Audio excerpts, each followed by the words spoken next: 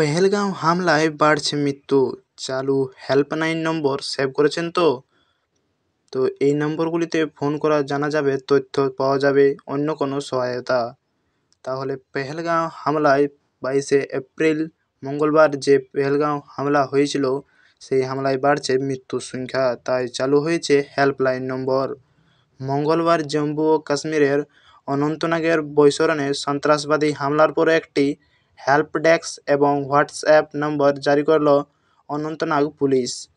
যোগাযোগের নম্বরগুলি হল 9596777669, তাহলে 9596777669 এবং 019322258770, 019322255870।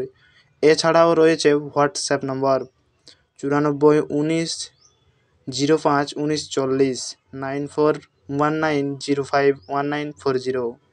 তাহলে এই নম্বরগুলিতে আপনারা যোগাযোগ করতে পারেন।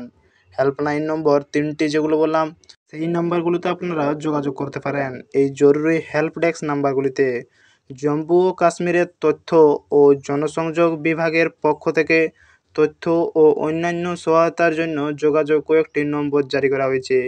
এগুলো হলো 019322223337, তাহলে 019322223337, 019322223337,